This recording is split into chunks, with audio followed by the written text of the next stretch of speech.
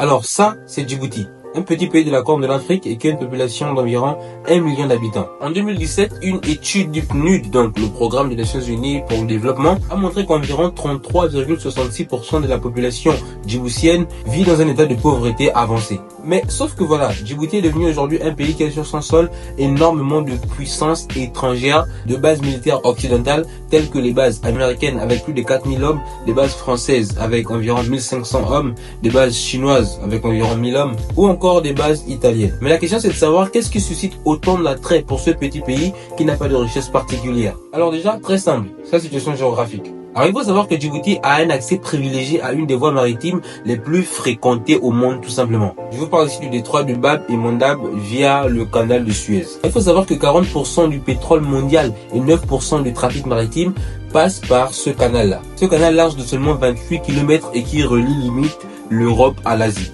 Et dites-vous que ce canal est tellement important qu'en 2022, c'est plus de 24 000 navires pour 1,4 milliard de tonnes de marchandises qui ont transité par ce canal, soit une moyenne de 68 navires par jour contre 56 en 2021. En fait, ce qu'il faut simplement retenir ici, c'est que ce canal est véritablement essentiel dans le commerce international. Autre point très important, il est sur la fameuse route de la soie de la Chine. En fait, limite, c'est presque le carrefour du monde entier, quoi. Donc, vous imaginez bien qu'avec autant d'enjeux, les puissances occidentales ne pouvaient pas rester sans rien faire. Elles se sont dit, en fait, il faut qu'on agisse, il faut pas qu'on reste les bras croisés parce que il y a beaucoup trop d'enjeux dans cette partie du monde. C'est ce qui fait qu'aujourd'hui, lorsqu'on pense à Djibouti, on ne pense plus réellement au pays en tant que tel, au pays lui-même, mais on ne pense simplement qu'aux bases militaires étrangères qui sont installées sur ce territoire-là. La véritable question à poser ici, c'est qu'en est-il de la souveraineté du pays? Qu'en est-il de la souveraineté du pays quand il y a autant de bases qui viennent s'installer dans un pays?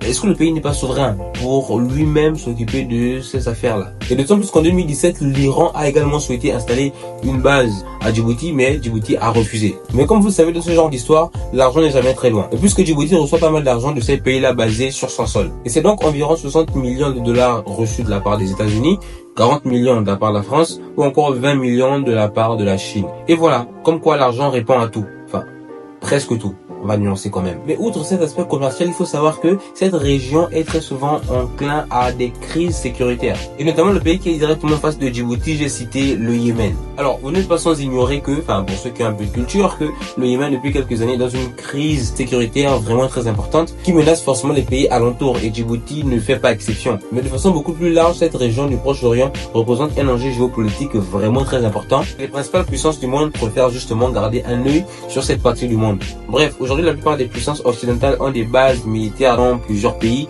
mais il est vrai que dans ce genre de situation, les bases militaires sont véritablement stratégiques qui permettent de contrôler un maillon très important de la chaîne de la production et de l'approvisionnement mondial. Voilà les amis, la vidéo touche à sa fin, très intéressante, quelque chose de super important, un sujet qui est tout aussi marquant qu'inquiétant. Et donc il faut gamberger et se lancer par rapport à cette situation-là. N'oublie pas de t'abonner si ce n'est pas encore fait. Ici je te parle d'actualité, des développements. Moi je te dis merci, je te dis à la prochaine. Prends soin de toi et prends soin de tes proches. Au revoir.